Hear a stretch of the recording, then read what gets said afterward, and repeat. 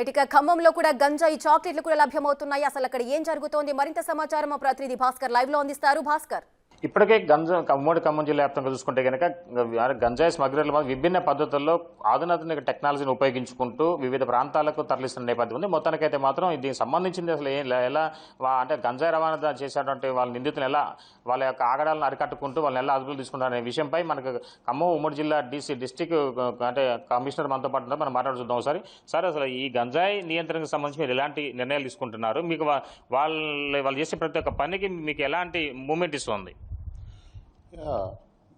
మన ఖమ్మం జిల్లా ఏంటంటే తెలంగాణ రాష్ట్రానికి గాంజాకు గేట్వేగా చెప్పొచ్చు. ముఖ్యంగా గాంజాయి మనకు 80% అనేది ఒరిస్సా రాష్ట్రం నుంచి వస్తుంది. ఒక 20% ఆంధ్రప్రదేశ్ సీలేరు ఆ ప్రాంతం నుంచి వస్తుంది. అయితే గాంజా స్మగ్లర్స్ ఎలా అయిపోయారంటే ఇప్పుడు వాళ్ళు విభిన్న మార్గాలలో విభిన్న పద్ధతులలో స్మగ్లింగ్ చేయడం జరుగుతుంది. అంటే 4-వీలర్ తీసుకుంటే ఆ కార్ని వాళ్ళు వివిధ రకాలుగా కార్ని ఆల్టరేషన్ చేయడము, కారులో దాన్ని మార్పులు చేసి దాంట్లో మనకు వెహికల్ చెకింగ్లో కనబడకుండా దాన్ని చాలా సీక్రెట్గా తీసుకురావడం జరుగుతుంది. 2-వీలర్స్ మీద కూడా కొంతమంది విద్యార్థులు హైదరాబాద్కు సంబంధించిన వాళ్ళు కూడా తీసుకొస్తున్నారు. అయితే ఈ 4-వీలర్స్లో మనం ముఖ్యంగా మేము ఉమ్మడి ఖమ్మం జిల్లాలో ఈ గాంజాపై ఒక ప్రత్యేక డ్రైవ్ నిర్వహించడం జరుగుతుంది. దానికి ఏంటంటే మనం భద్రాచలం అనేది స్టార్టింగ్ పాయింట్, ఇక్కడ వచ్చేసి పాలేరు అనేది మన డివిజన్లో ఎగ్జిట్ పాయింట్ అవుతుంది. కాబట్టి భద్రాచలం నుంచి పాలేరు వరకు మేము ఒక 4 ప్రాంతాల్లో నిరంతరము 24 అవర్స్ వాహనాలు చెక్ చేయడం జరుగుతుంది. తర్వాత భద్రాచలంలో ఒక చెక్ పోస్ట్ కూడా ఉంది, అక్కడ కూడా 24/7 వెహికల్ చెక్ చేయడం జరుగుతుంది. అయితే దీంట్లో ఒరిస్సా నుంచి వాళ్ళు విభిన్న పద్ధతులు అంటే కార్లని మార్చి వాళ్ళ అనుకూలంగా తీసుకురావడం వల్ల మేము దానికి ఆ గంజాయిని సీజ్ చేయాలా పట్టుకోవాలంటే మేము కూడా దానికి మా డిపార్ట్మెంట్ తరఫున ఒక ప్రత్యేక నిఘా విభాగాన్ని ఏర్పాటు చేయడం జరిగింది. వాళ్ళు ఒరిస్సాలో బయలుదేరినప్పటి నుంచి కూడా వాళ్ళ మూమెంట్ యాక్టివిటీస్పై మా నిఘా విభాగం వాళ్ళ పైన వాచ్ పెట్టి ఆ సంబంధిత వాహనము మన తెలంగాణ రాష్ట్రం అంటే భద్రాచలం ఆ ఏరియాలో ప్రవేశించగానే ఆ వాహనాన్ని ఆపడం, దాన్ని సమగ్రంగా తనిఖీ చేస్తే కానీ దాంట్లో గాంజా ఉందనేది మనకు దొరకట్లేదు. మా ఇంటెలిజెన్స్ వింగ్ ఉంది కాబట్టి వాళ్ళనేది ఒరిస్సా నుంచే దాన్ని ఆ వెహికల్ని ట్రాక్ చేస్తున్నాం కాబట్టి మేము చాలా కొంచెం కష్టపడి ఆ వెహికల్స్ పట్టుకొని సీజ్ చేయడం జరుగుతుంది. తర్వాత ఇంకా వేరే ఏంటంటే మనకు ఈ కోనార్క్ ఎక్స్ప్రెస్ ఒరిస్సా నుంచి ముంబై వెళ్తుంది. అందులో కూడా ఈ మధ్య మేము చాలా కేసులు సీజ్ చేసి చాలామందిని అరెస్ట్ చేయడం జరిగింది. ఆ కోనార్క్ ఎక్స్ప్రెస్ మనకు మదిరలో ఎంటర్ అవుతుంది, ఖమ్మం జిల్లాలో ఖమ్మంలో అయ్యి తర్వాత వరంగల్ జిల్లాలోకి వెళ్తుంది.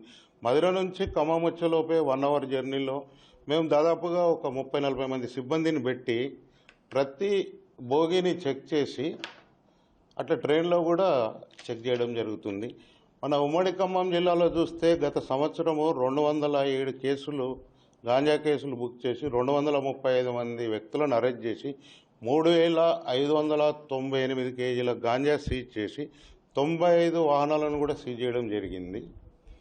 ఈ సంవత్సరము జనవరి 1వ తేదీ నుంచి ఇప్పటి వరకు మాకు ఎక్సైజ్ శాఖ డైరెక్టర్ గారు ఒక స్పెషల్ డ్రైవ్ గాంజా మీద ఫోకస్ చేసి ఒక ప్రోగ్రాం ఇవ్వడం జరిగింది. ఆ ప్రోగ్రాంలో భాగంగా ఈ నెలలో ఇప్పటికీ 44 కేసెస్ బుక్ చేసి అందులో 53 మందిని అరెస్ట్ చేసి 682 కేజీల డ్రై గాంజాను సీజ్ చేశాము. 18 వెహికల్స్ కూడా సీజ్ చేయడం జరిగింది. నిన్ననే 3 కేజీల గాంజా చాక్లెట్స్ కూడా ట్రాన్స్పోర్ట్లో దొరకడం జరిగింది. సో ఇంకా ఈ డ్రైవ్ అనేది ఇలాగే కంటిన్యూ చేస్తాము. ఇంకా కూడా మా డిపార్ట్మెంట్ పరంగా ఇంకా పటిష్టంగా చేస్తాము, ఇంకా చెక్ పోస్టులు పటిష్టం చేస్తాము. ఖచ్చితంగా గాంజా ఏంటంటే ఖమ్మం డివిజన్ అనేది మెయిన్ ఎంట్రీ పాయింట్ అవుతుంది తెలంగాణ రాష్ట్రానికి. కాబట్టి ఇక్కడే ఎక్కువ దాన్ని అడ్డుకోవాల్సిన అవసరం ఉంది. ఇక్కడ నుంచి మేము పట్టుకున్న ముద్దాయిల్ని పరిశీలిస్తే చాలా వరకు వాళ్ళు హైదరాబాద్ పోవడం కానీ మిగతా వరంగల్ కానీ నిన్న ఒక వ్యక్తి నిర్మల్ అట్లా సిద్దిపేట పోవడం ఇలా దొరుకుతుంది. కాబట్టి ఇక ఖమ్మము ఉమ్మడి జిల్లాలో చాలా వరకు కంట్రోల్ చేయగలిగితే నా దృష్టిలో రాష్ట్రంలో కూడా గాంజా వ్యాప్తిని చాలా వరకు తగ్గించవచ్చని నా అభిప్రాయము. దీనిలో భాగంగానే దీనికి ఇంకా మేము నిఘా విభాగాన్ని ఇంకా పటిష్టంగా చేసి ఈ 24/7 అనేది ఇంకా కొన్ని ప్రాంతాల్లో చెక్ పోస్టులు ఏర్పాటు చేసి వాహనాలు చెక్ చేసి పూర్తి స్థాయిలో తెలంగాణలో గాంజా రాకుండా ఆగడానికి మా ఖమ్మం ఎక్సైజ్ శాఖ తరపున ఆర్నిశలో కృషి చేయడానికి మేము ప్రయత్నిస్తామని ఇందు మూలంగా మీకు తెలియజేయడం జరుగుతుంది. సో మొత్తంగా చూసుకోవచ్చు ఇప్పటికే ఖమ్మం ఉమ్మడి జిల్లాలో అంటే మొత్తంగా వరిసారి కావచ్చు, అటు మరోవైపు చూసుకుంటే కనుక ఛత్తీస్గఢ్ ప్రాంతం నుంచి ఆంధ్ర ప్రాంతం మీదుగా తెలంగాణ రాష్ట్రం నుంచి వివిధ ప్రాంతాలకు గంజాయి తరలి వెళ్తున్న నేపథ్యంలోనూ మొత్తానికైతే మాత్రం గంజాయి నిందితులు మాత్రం వాళ్ళు ఆట కట్టించే పనిలో భాగంగానే ఎక్సైజ్ సిబ్బంది, టాస్క్ ఫోర్స్ సిబ్బంది మొత్తం కూడా తమకు పక్కా సమాచారం మేరకు వాళ్ళపై దాడులు చేసి ఇప్పటికే కోట్లాది రూపాయల గంజాయిని విలువ చేసే గంజాయిని వాళ్ళు స్వాధీనించుకోవడం జరిగింది. పలువురు నిందితులను కూడా జైలుకు తరలించడం జరిగింది.